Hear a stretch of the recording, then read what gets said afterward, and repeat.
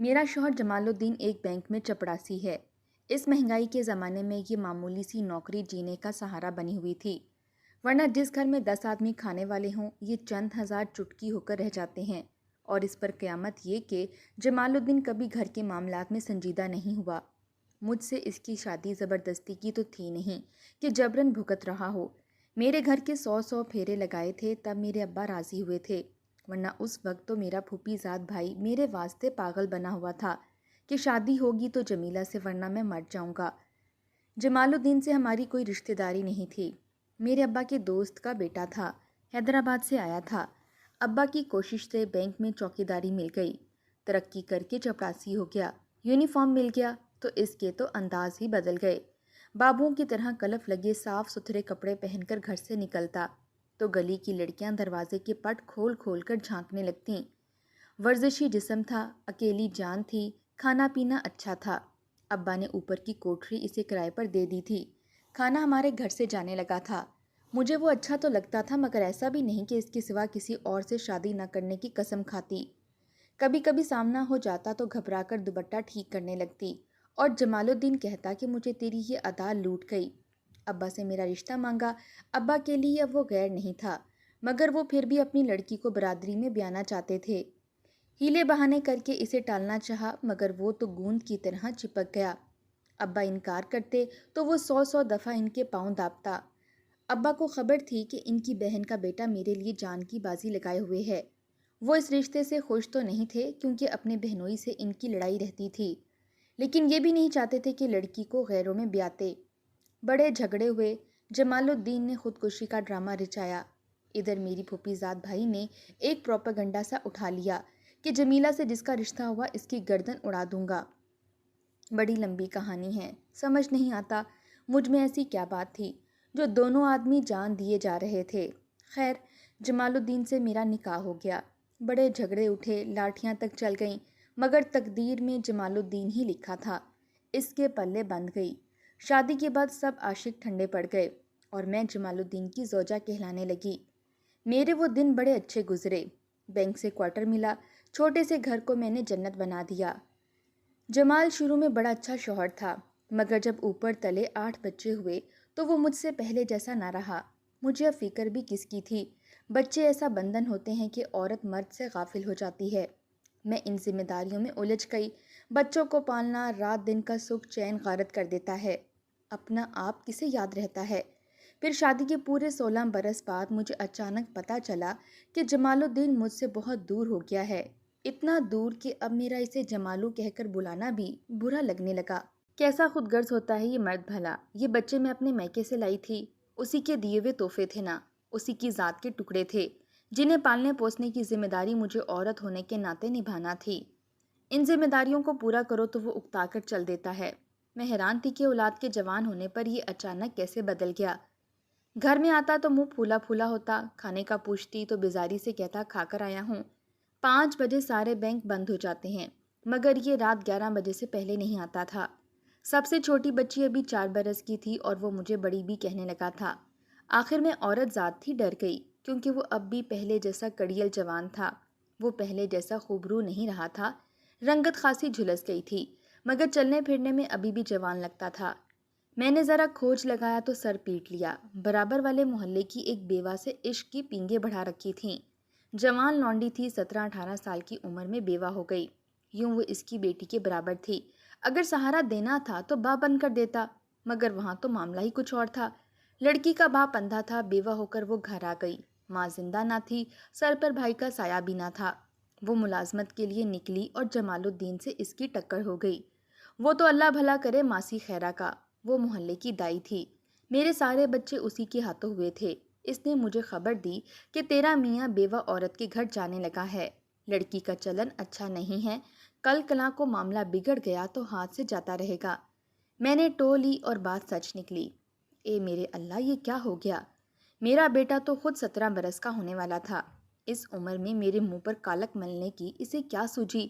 میں نے ایک دن خود اس کا پیچھا کیا اور عین اس وقت جب وہ اس کے گھر میں گھسنے والا تھا اسے آواز دی۔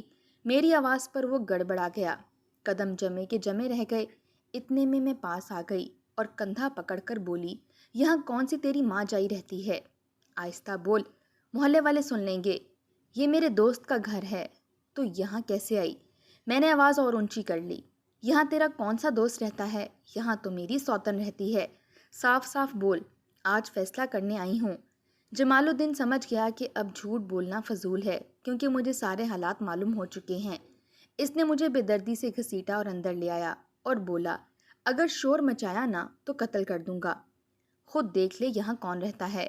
اندر آئی تو اندھا باپ بیٹھا تھا۔ لڑکی یقیناً چھپ گئی ہوگی یا شاید گھر میں نہ ہو۔ جمال کہنے لگا، میں تو اس بابے کی خدمت کرنے آتا ہوں۔ تو یوں ہی دنیا والوں کے بہکانے میں آ گئی۔ اس وقت چور پکڑا نہیں گیا تھا، اس لیے میں خاموشی سے واپس ہو گئی۔ مگر ایک دن میرے بڑے بیٹے نے اپنی آنکھوں سے اپنے باپ کو بازار میں اس عورت کے ساتھ دیکھ لیا۔ اس نے مجھے بتایا اور ہم دونوں ماں بیٹے نے جمال الدین کو پکڑ لیا۔ ایسی سنائی کہ وہ بھی کیا یاد کرے گا۔ غصے میں مجھے مارنے کو اٹھا۔ میرا بیٹا حمید سامنے آ گیا اور کہنے لگا، ابا جا تو اس عورت کے ساتھ گل چھڑے اڑا، میں اپنی ماں کو کما کر کھلاؤں گا، مگر خبردار جو میری ماں پر تو نے ہاتھ اٹھایا۔ جمال الدین بیٹے کے تیور دیکھ کر اور بگڑ گیا۔ گھر میں وہ ادھم مچا کہ سارے محلے میں بات پھیل گئی۔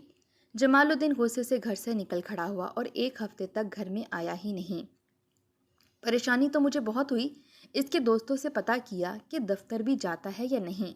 اطلاع ملی وہ دفتر سے بھی غیر حاضر ہے۔ میری تو طبیعت پریشان ہو گئی کہ کہیں ڈوب نہ مرا ہو۔ اس ڈائن کے گھر معلوم کیا تو وہاں تالا پڑا تھا۔ یہ خبر محلے والوں نے بتائی کہ اس عورت کو وہ لے کر حیدرآباد چلا گیا ہے۔ میں نے تھانے میں اس کی گمشدگی کی اطلاع کر دی اور یہ بھی بتا دیا کہ مجھے شبہ ہے کہ فلاں محلے کی بیوہ کو لے کر یہ بھاگا ہے۔ اغوا کا کیس تھا، حیدرآباد میں جا پکڑا۔ لڑکی کے ایک دو رشتہ داروں نے میرا ساتھ دیا۔ اس کا بوڑھا باپ بھیک مانگتا تھا۔ وہ اس معاملے میں چپ سادھ گیا کہ معذور آدمی کیا بولتا۔ میں نے جمال الدین کے دفتر میں اس واقعے کی اطلاع کرا دی۔ تھانے میں بھی اس کی خاصی کھچائی ہوئی۔ لوگوں نے درمیان میں پڑھ کر ہماری صلح کرائی۔ لڑکی کو اس کے دوسرے رشتہ دار لے گئے، وہاں اس کا کسی سے نکاح کروا دیا۔ چلو اس چڑیل سے تو جان چھوٹی، مگر جمال الدین کا مزاج تو اور بگڑ گیا۔ رات کو دیر سے آتا، مجھ سے سیدھے منہ بات نہ کرتا۔ بڑے بیٹے سے تو اللہ واسطے کا بیر ہو گیا تھا اس کو۔ وہ میٹرک کا امتحان دے کر کہیں ملازمت کرنا چاہتا تھا۔ اس نے اپنی سی کوشش کر کے ایک ورک شاپ میں منشی گیری کر لی، مگر باپ نے اس کے واسطے کچھ نہیں کیا۔ اسی طرح منہ پھیلائے رکھا۔ مجھ پر بات بات پر بگڑتا کہ تو میری خوشیوں کی قاتل ہے۔ سمجھ نہیں آتا تھا کہ اسے کیسے سیدھے راستے پر لاؤں۔ گھر میں بچے بڑے ہو رہے تھے، بیٹی جوان تھی، اس کی بیاہ کی عمر تھی، مگر یہاں تو معاملہ ہی الٹا تھا۔ جمال الدین ہر کسی سے کہتا پھرتا کہ دوسرا بیاہ کروں گا، چاہے اس کے لیے مجھے بھکاری سے ہی کیوں نہ کرنا پڑے۔ میں نے یہاں تک سنا کہ 2-4 گھروں میں اس نے کوشش بھی کی، لیکن ان سب کو پتہ چل گیا تھا کہ یہ تو 8 بچوں کا باپ ہے اور دماغ اس کا چل گیا ہے۔ انہی دنوں ہمارے محلے میں ایک فیملی آ کر رہنے لگی، میاں بیوی، 2 جوان لڑکے اور ایک لڑکی۔ لڑکے کسی فیکٹری میں ملازم تھے، لڑکی میٹرک کا امتحان دے رہی تھی۔ اچھے بھلے لوگ تھے۔ میرا ان کے گھر آنا جانا ہو گیا۔ مجھے لڑکی بھلی لگی، باتوں باتوں میں حمید کے لیے ان کی رضا لینی چاہی۔ وہ راضی ہو گئے۔ گھر میں آ کر دبے لفظوں میں جمال سے ذکر کیا کہ میں حمید کا رشتہ کرنا چاہتی ہوں۔ وہ تو جیسے بھرا بیٹھا تھا، بولا میری طرف سے تم سب لوگ مر گئے ہو، تم سب جاؤ جہنم میں، مجھ سے تو کوئی امید نہ رکھو کہ تمہارے لاڈلے کا بیاہ کروں گا۔ جمال الدین کا تو سچ مچ دماغ چل گیا تھا۔ میں چپ ہو گئی۔ دوسرے دن لڑکی والوں کے گھر گئی اور رو رو کر ساری بپتا سنائی کہ میرا شوہر اس معاملے میں دلچسپی نہیں لیتا، گھر میں وہ تنخواہ کا دھیلا تک نہیں دیتا۔ جب سے حمید کو کام ملا تھا، اس نے خرچہ دینا بالکل بند کر دیا تھا۔ دل بھرا ہوا تھا، ساری حقیقت ان لوگوں کو بتائی کہ میں کیا کروں۔ بیٹے کی شادی کرنا چاہتی ہوں، شاید گھر میں بہو آ جانے سے اس کے دماغ کا خناس دادا بننے سے دور ہو جائے، مگر بیاہ کا خرچہ کیسے پورا کروں گی؟ جمال تو ذرا دلچسپی نہیں لے رہا۔ لڑکی کی ماں ہنسنے لگی اور کہنے لگی، بہن یہ مرد ذات ہے ہی ایسی، میں نے تو سنا ہے کہ وہ کسی بیوہ کے چکر میں بھی تھا۔ زکیہ کے باپ بتا رہے تھے کہ تھانے تک نوبت جا پہنچی تھی۔ میں نے سوچا جب معاملہ لوگوں نے ان کے کانوں تک پہنچا ہی دیا ہے تو سچ بات خود ہی کیوں نہ بتا دوں۔ میں نے سارا واقعہ انہیں کہہ سنا دیا۔ وہ خوب ہنسی، آواز دے کر اپنے بڑے لڑکے کو بلا لیا، اسے سارا قصہ سنا دیا۔ وہ بھی خوب ہنسا، کہنے لگا خالہ جان، اگر آپ برا نہ مانیں تو ایک ایسی ترکیب لگاؤں کہ بیاہ کا سارا خرچہ جمال الدین اٹھائے گا اور وہ ایسا سدھرے گا کہ پھر کبھی دوسری شادی کا نام نہ لے گا۔ میں حیران ہوئی کہ ایسا جادو منتر کیا ہوگا جو جمال بیٹے کی شادی کے اخراجات بھی اٹھائے گا اور خود بھی سدھر جائے گا۔ ان کا بیٹا ذوالفقار کہنے لگا کہ خالہ جان، میں ذرا ابا سے مشورہ لے لوں، پھر آپ کو ترکیب بتاؤں گا۔ اب آپ اپنے شوہر سے حمید کی شادی کا ذکر مت کرنا۔ دوسرے دن ان لوگوں نے مجھے بلا بھیجا۔ میں گئی تو دونوں بیٹے اور باپ انتظار میں تھے۔ انہوں نے مجھے پاس بٹھا کر جو ترکیب بتائی تو کچھ دیر کے لیے میں سناٹے میں آ گئی کہ کہیں یہ لوگ مجھے بیوقوف تو نہیں بنا رہے، لیکن وہ سب کے سب سنجیدہ تھے۔ زکیہ کا باپ کہنے لگا، بہن جمیلہ، میں صرف تمہارے لڑکے کی شرافت دیکھ کر یہ سارا بکھیڑا اپنے سر لے رہا ہوں۔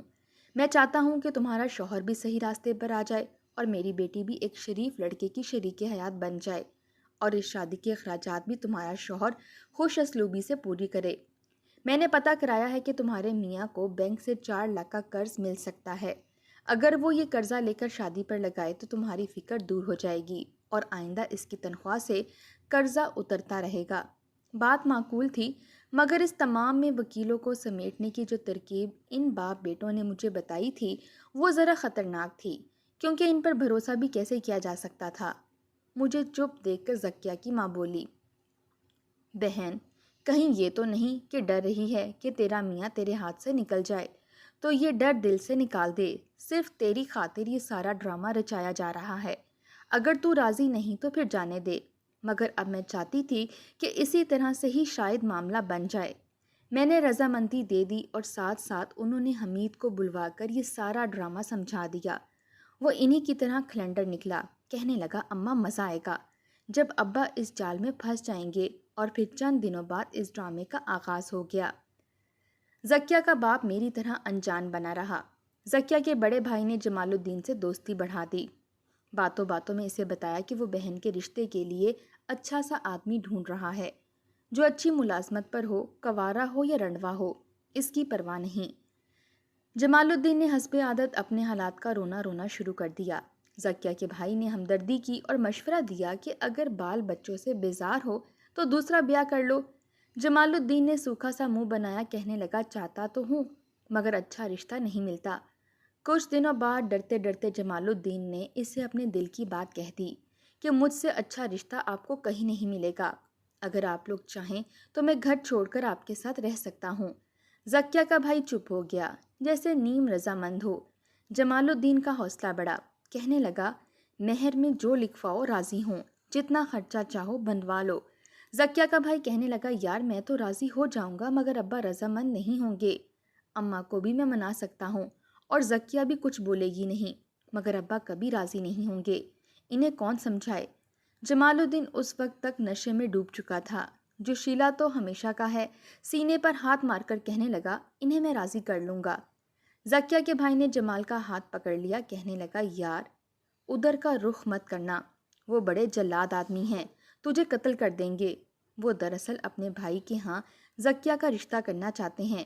میں اور اماں اس پر خوش نہیں ہیں، اس لیے چوری چھپے اس کی بات پکی کر کے اب ابا کی غیر موجودگی میں نکاح کر دینا چاہتے ہیں۔ ابا عنقریب 1 ماہ کے لیے انڈیا جانے والے ہیں۔ ان کے واپس آنے سے پہلے ہم زکیہ کو رخصت کر دیں گے، بعد میں حالات سنبھال لیں گے، مگر اس میں مشکل یہ ہے کہ ابھی ہمارے پاس اتنا پیسہ نہیں ہے کہ زکیہ کو جہیز وغیرہ دے سکیں۔ جمال الدین نے حسب عادت سینے پر ہاتھ مارا اور کہنے لگا، خرچے کی فکر مت کرو، یہ میرا مسئلہ ہے، میں خود نپٹ لوں گا۔ لڑکی کے لیے جو کچھ بنوانا ہو بتا دو، میں اس کی ہر خواہش پوری کروں گا۔ زکیہ کا بھائی کہنے لگا، اگر تم یہ خرچہ اٹھانے پر راضی ہو تو سمجھو بات پکی ہوئی، مگر اپنی بیوی سے بات چھپانا، وہ ابھی سے پھڈا کر دے گی۔ میرے ابا کو خبر ہو گئی تو وہ مجھے جان سے مار دے گا۔ میری طرف سے بات پکی ہوئی، تم شادی کا سامان تیار کر لو۔ یہ ساری باتیں مجھے زکیہ کی ماں نے بلا کر بتائیں۔ کہنے لگی، بس اب معاملہ نپٹا سمجھو۔ جمال الدین جو چیزیں گھر میں لائے اس پر پوری نظر رکھنا۔ میں نے اس کے کہنے پر جمال الدین کا جائزہ لیا۔ وہ تو قطعی بدل گیا تھا، بات بات پر چہکتا تھا، میرے آگے پیچھے پھرنے لگا۔ بیٹے سے خفگی دور ہو گئی، گھر میں سب کے لیے کچھ نہ کچھ لے کر آتا، اور مجھ سے چوری چوری اس نے 3-3.5 لاکھ کا زیور خریدا۔ گھر میں رکھنے کی بجائے اپنے رشتے کی بہن کے گھر رکھوایا۔ اس نے مجھے آ کر بتا دیا۔ اس کے بعد کپڑے خریدے گئے، وہ بھی وہیں جمع ہوئے۔ میں نے اسے ساری بات بتا دی کہ تیرا بھائی اس بڑھاپے میں بھی شادی کے چکر میں مبتلا ہے، اور پھر اسے قسم لے لی کہ کسی کو خبر نہ لگے۔ مگر یہ بات کہاں چھپ سکتی تھی؟ محلے میں ہولے ہولے سبھی جگہ بات پھیل گئی کہ جمال الدین شادی کی تیاریوں میں مصروف ہے۔ وہ لوگ مجھے بتاتے مگر میں خاموش رہی کہ وقت سے پہلے بھانڈا پھوٹ گیا تو معاملہ بگڑ جائے گا۔ ادھر اس نے زکیہ کو تحفے بھجوانے شروع کر دیے۔ کبھی اس کے لیے سوٹ کا کپڑا لاتا، کبھی پرس لے کر چلا جاتا۔ یہ سارے تحفے زکیہ کی ماں بعد میں میرے حوالے کر دیتی کہ لڑکے کی بری کے کام آئیں گے۔ مجھے اب ان لوگوں پر یقین ہو گیا تھا۔ دفتر سے پتہ کرایا تو وہاں سے خبر ملی کہ اس نے بینک سے موٹر سائیکل کے نام پر قرضہ لیا ہے۔ وہاں اس نے اپنی شادی کی تاریخ تک پھیلا دی تھی، اور سنا گیا کہ چاول گھی وغیرہ سب کا انتظام کر لیا تھا۔ اس پر شادی کا نشہ اتنا گہرا چڑھا کہ دفتر میں فالتو وقت میں رنگین کاغذوں کے پھول بنایا کرتا کہ حجرہ عروسی میں سجاؤں گا۔ اس کے افسر اسے مذاق کرتے کہ میاں کیوں اس جھنجٹ میں پڑے ہو، مگر وہ قطعی سنجیدہ تھا۔ سب لوگوں سے وعدہ کر لیا شادی خیر خیریت سے ہو جائے تو شاندار دعوت ولیمہ دوں گا۔ اس کا پروگرام تھا کہ لڑکی کو بعد میں کسی جگہ ملازمت دلا دے گا اور پھر دونوں ٹھاٹھ سے زندگی بسر کریں گے۔ دفتر میں بھی سبھی کو حیرانگی تھی کہ ایک پڑھی لکھی لڑکی اس 8 بچوں کے باپ سے شادی پر کیسے آمادہ ہو گئی۔ یہ ساری باتیں مجھے میرے بیٹے حمید نے آ کر بتائیں کہ ابا قرضہ لے چکا ہے، چاول چینی عنقریب ہی لانے والا ہے۔ نومبر کی 30 تاریخ شادی کے لیے مقرر ہوئی۔ زکیہ کا باپ پروگرام کے تحت ایک دن پہلے حیدرآباد چلا گیا۔ جمال الدین کو یہ کہا گیا کہ وہ انڈیا جانے کے لیے روانہ ہو گیا ہے۔ اب سکیم یہ بنی کہ بیوی سے چوری چھپے جمال الدین زکیہ کے گھر جائے گا، وہاں قاضی وغیرہ کا پورا انتظام ہوگا۔ مہر کی رقم 50,000 بڑی 1 گھنٹہ پہلے پہنچا دی گئی۔ مجھے ساری خبریں مل رہی تھیں مگر میں انجان بنی ہوئی تھی، اور جب جمال الدین ساری بری لڑکی والوں کے حوالے کر چکا، 50,000 کی نقد رقم بھی ان لوگوں کے ہاتھوں میں پہنچ گئی، اور نکاح کے لیے مولوی بلانے لڑکا روانہ ہو گیا، تو پروگرام کے تحت بالکل اچانک زکیہ کا باپ واپس آ گیا۔ ایسا ڈرامہ تھا کہ جس نے دیکھا وہی اس کا صحیح منظر پیش کر سکتا ہے۔ جمال الدین جو اپنا لایا سہرا باندھنے کی تیاریاں کر رہا تھا وہ کھڑا ہو گیا۔ زکیہ کا چھوٹا بھائی گھبرا کر بھاگنے لگا۔ یہ اس کی اداکاری تھی جس میں باپ نے بھی اپنے جوہر دکھائے۔ کڑک کر بولا، یہ سب کیا ہے؟ یہ کیسی تیاری ہے؟ چھوٹے بیٹے نے جھٹ سے اس کے پاؤں پکڑ لیے۔ زکیہ کے باپ نے اسے زور سے ٹھوکر ماری اور بجلی کی طرح کڑک دار آواز میں بولا، تو یہاں کیوں آیا ہے؟ سچ سچ بتا۔ اتنی دیر میں بڑا لڑکا مولوی کو لے کر آ گیا۔ مولوی بھی کوئی نکلی تھا۔ خان صاحب نے بیٹے کو گریبان سے پکڑ لیا اور گرج کر پوچھا، بول، میری غیر موجودگی میں تم سب لوگ کیا کر رہے تھے؟ لڑکے نے سارا معاملہ بتا دیا کہ ابا، ہم زکیہ کی شادی اس سے کر رہے تھے۔ عین اسی وقت زکیہ کی ماں کے بلانے پر میں بھی حمید کو لے کر کمرے میں داخل ہو گئی۔ یہاں جو نقشہ دیکھا وہ کچھ اس طرح کا تھا کہ زکیہ کے باپ نے پستول پکڑی ہوئی تھی۔ وہ گرج گرج کر کہہ رہا تھا، میں تم سب کو قتل کر دوں گا، اور جمال الدین نے اس کے پاؤں پکڑے ہوئے تھے کہ خان صاحب میرا قصور نہیں، مجھے تمہارے لڑکے نے ورغلایا تھا، مجھے بخش دو۔ ادھر جب میں داخل ہوئی تو جمال الدین بھاگ کر میرے پیچھے چھپ گیا۔ پیچھے آ کر بولا، جمیلہ خدا کے واسطے مجھے بچا لے، خان صاحب مجھے مار رہے ہیں۔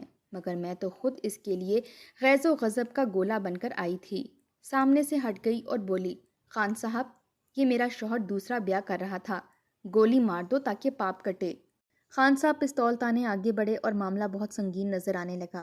کیونکہ جمال الدین رونے لگا تھا، اس پر خان صاحب بولے، تم نے ہماری عزت خراب کی ہے۔ لڑکی کے گھر میں اس کے باپ کی غیر موجودگی میں بارات لے کر آئے، اور اب اس کی سزا تمہیں بھگتنا ہوگی۔ تمہارا کوئی جوان لڑکا ہے؟ حمید پر جمال الدین کی نظر پڑی جو دروازے پر کھڑا سارا ڈرامہ دیکھ رہا تھا۔